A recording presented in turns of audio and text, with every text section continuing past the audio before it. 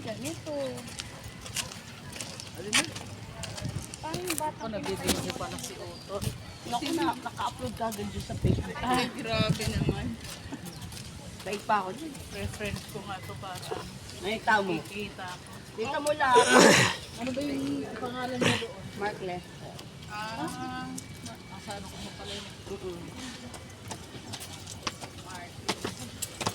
Why? Hello, kaya National Shine Divine Mercy.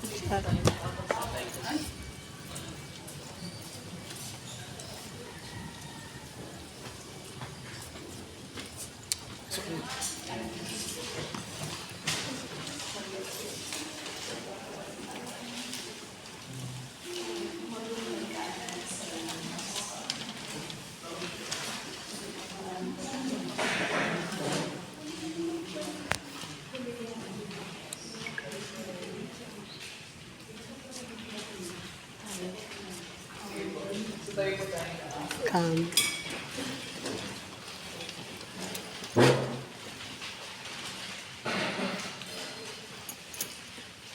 Alalahanin sa iba't mga simbahan, ang mabuting balita ayon kay San Lucas.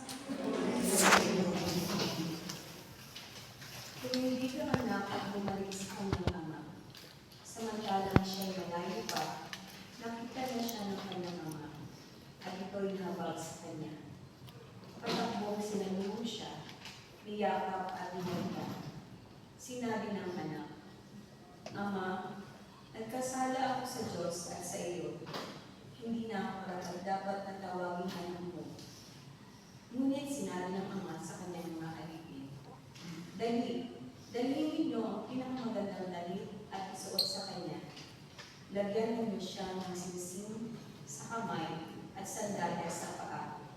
Katayin ninyo ang pinagpapalya at tayo'y magsaya.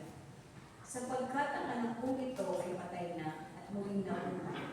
Siya'y nawala at muling natagpuan. Ang mabuting balita.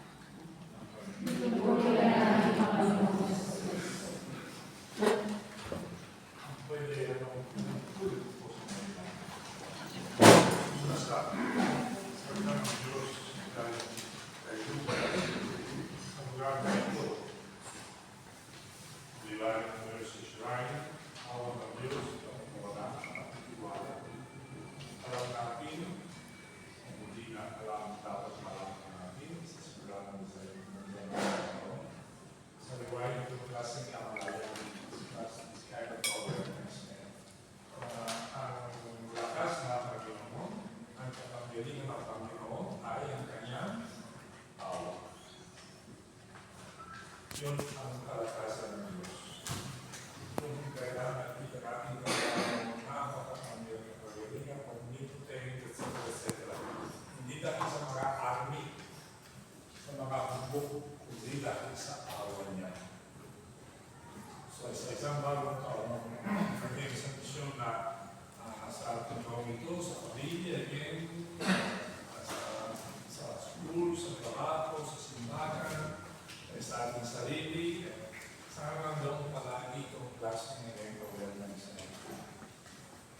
God's strength, ang kalakasan ng Panginoon ay awa. Yun, bakit talaga marami kailangan ng kasi na natin iwanan sa kanya. Kailangan talaga ipapit tayo sa kanya palagi. Kasi walang kasi mas nakapamili kaysa ang awa ng bakit sa simularin ng taon, lahat po natin sa kanya, natin maging plano, natin isip, natin pangalan, natin concerns, wars, things, sa taon ito ay glory, natin mga komisyon, sa kapangyarihan ng kanyang asawa ang kalooban ng Diyos. Para sa Panginoon, palagi may oras para sa ating kaligtasan. Hindi pa uli ang lahat para sa Kanya. Palagi may bagong pangalan na sa ating Diyos.